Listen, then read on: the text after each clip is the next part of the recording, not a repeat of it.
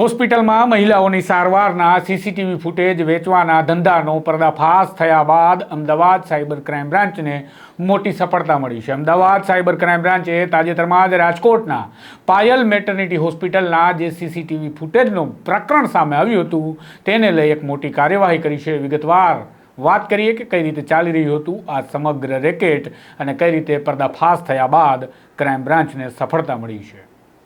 વૈષ્ણવજન તો તેને કહીએ જે પીડ પરાઈ જાનાને રે। નમસ્કાર, હું છું આપની સાથે તુષાર બસિયા। નવજીવન ન્યૂઝમાં આપનું સ્વાગત છે। તાજેતરમાં જ એક ઘટના 2 દિવસ પહેલા પ્રકાશમાં આવી હતી। એ ઘટનામાં મહિલાઓના સારવારના સીસીટીવી ફૂટેજના વેપલાનો પર્દાફાશ થયો હતો। સાથે જ કેટલાક ઘરના કેટલાક ઓફિસના પણ સીસીટીવી ફૂટેજ એક ટેલિગ્રામ ચેનલના માધ્યમથી આ રેકેટના ગુરગાઓ વેચી રહ્યા હતા અને આ સીસીટીવી ફૂટેજ અને વિડીયોઝ વેચવાના ધંધાનો પર્દાફાશ થતાં તપાસનો દોર શરૂ થયો અને મામલો પહોંચ્યો હતો રાજકોટ સુધી। કારણ કે એક યુટ્યુબ ચેનલ પર જે 7 વિડીયો પબ્લિશ કરવામાં આવ્યા હતા મહિલાઓના એ રાજકોટની પાયલ મેટર્નિટી હોસ્પિટલના હોવાનું સામે આવ્યું હતું।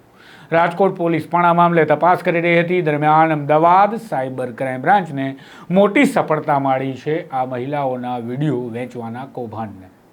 કારણ કે અમદાવાદ સાયબર ક્રાઇમ બ્રાન્ચની ટીમે મહારાષ્ટ્ર અને ઉત્તર પ્રદેશ સુધી આ તપાસનો દોર ચલાવી દીધો છે અને મહારાષ્ટ્રથી પ્રજ્ઞેશ અને પ્રજ્વલ નામના 2 વ્યક્તિઓની ધરપકડ કરી લીધી હોવાના પણ સૂત્રો દ્વારા સમાચાર મળી રહ્યા છે।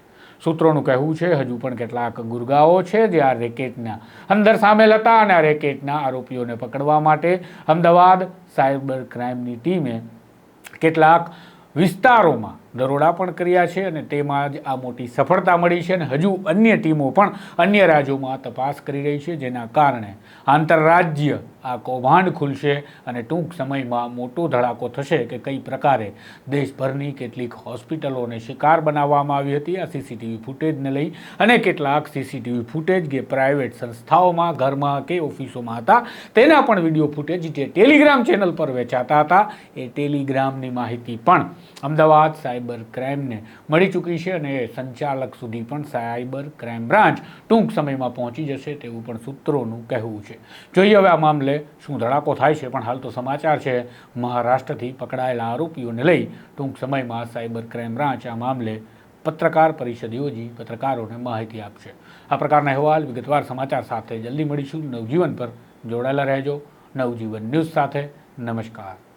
વૈષ્ણવજન તો તેને કહીએ જે પીડ પરા